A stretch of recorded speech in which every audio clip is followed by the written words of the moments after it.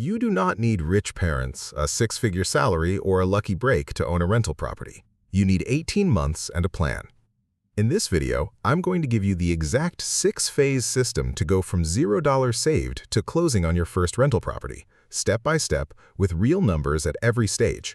No fluff, no just believe in yourself, just the actual process. Before the steps, here's the one mindset shift you need. Most people look at a $30,000 to $50,000 down payment and think, impossible. So they never start. But that number isn't something you save for in one shot. It's the sum of 18 small, boring, repeatable actions. Break it down and it stops being intimidating. Here's exactly how to break it down. Section 1. Months 1 through 3, fix your foundation first. Before you save a single dollar toward a down payment, spend your first 3 months here. Step 1. Pull your credit report and dispute errors. Go to annualcreditreport.com and get your free report from all 3 bureaus. Look for late payments, accounts that aren't yours, or incorrect balances. Disputing errors typically takes 4 to 6 weeks and can raise your score 20 to 40 points, which directly affects your mortgage interest rate later. Step 2. Build a real budget, not a rough guess.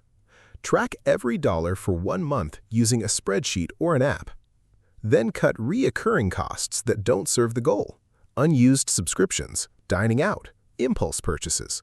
Most people can find $200 to $400 a month hiding in plain sight. Step 3. Open a separate, dedicated savings account. Keep this money completely separate from your everyday checking account, ideally in a high-yield savings account. Give it a name like rental down payment. This single habit prevents the "I'll just borrow from it this once" problem that derails most people. By the end of month 3, your goal isn't a big number. It's simply better credit score, a working budget, and a dedicated account with your first few $100s in it. Section 2. Months 4 through 7, the savings sprint. This is where you accelerate. Cutting expenses alone usually isn't enough. You need to add income too. Step 1. Add one income stream. Pick one: freelance work, a weekend side gig, selling unused items around your house, or overtime at your current job.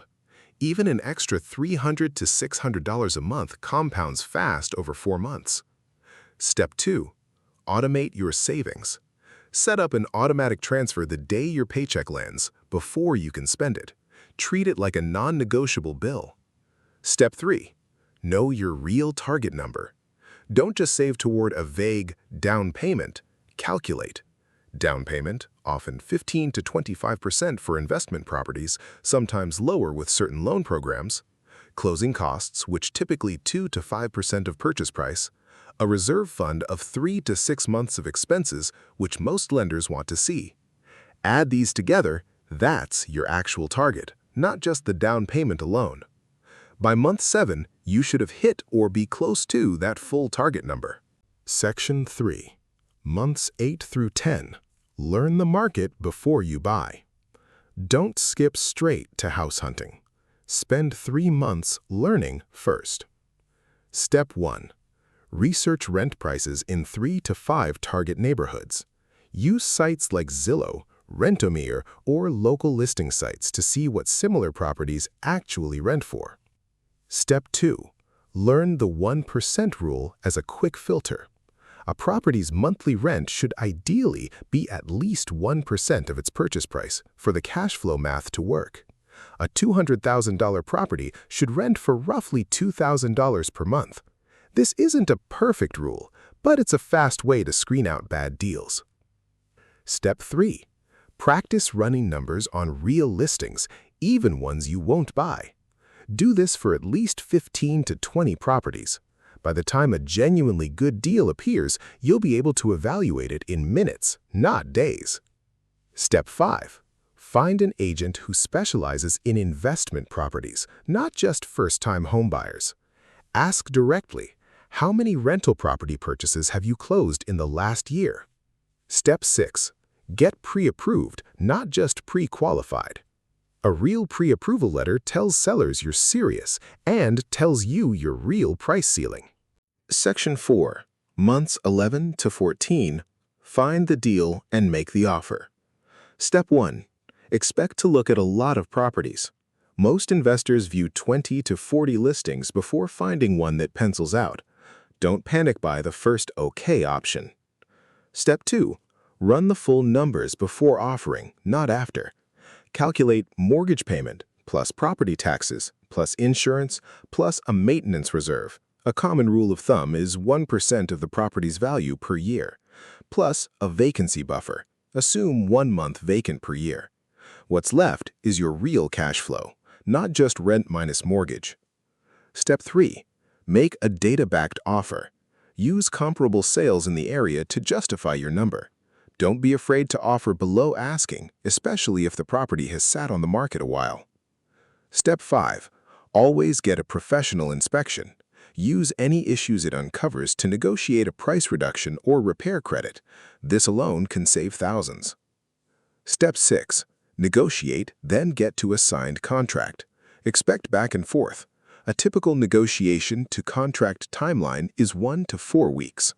Section 5. Months 15 to 18. Close and get your first tenant. Step 1. Budget for closing costs separately from your down payment. This typically includes appraisal fees, title insurance, lender fees, and prepaid taxes or insurance, commonly 2 to 5% of the purchase price. Confirm this number with your lender well before closing day so there are no surprises. Step 2. Do move-in ready repairs before listing it. Fresh paint, a deep clean, and fixing small visible issues can be the difference between renting in 2 weeks versus 2 months. Step 3. Screen tenants properly. Don't skip this to fill the vacancy faster. Run a credit check. Verify income at roughly 3 times the monthly rent, and call previous landlords. A bad tenant costs far more than an extra week of vacancy. Step 4. Use a solid lease. Either use a template vetted for your state or have a real estate attorney review it. This is not the place to improvise. Step 5. Sign the lease and set up rent collection. Use a property management app or a simple direct deposit system so payments are tracked and on time.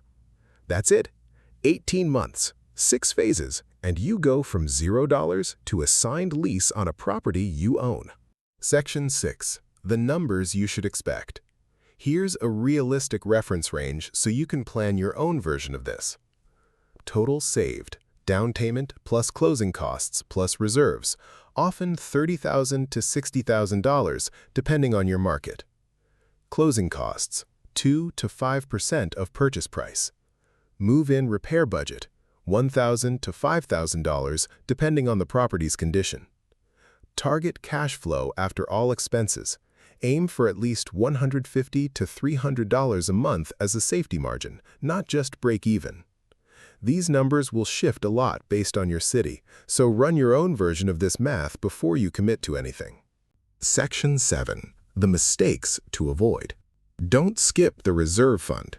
Buying with just enough for the down payment and nothing left over is the most common reason new investors get into trouble. Don't skip the inspection, even on properties that look move-in ready. Don't rush tenant screening just to stop the vacancy clock.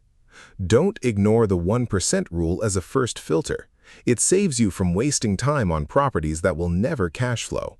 That's the entire system. Fix your foundation, sprint your savings, learn the market, find the deal, close it and rent it out. 6 phases, 18 months, starting from 0. If you want the spreadsheet template to calculate your own numbers at each stage, let me know in the comments and I'll share it. And if this gave you a clear roadmap instead of just motivation, subscribe.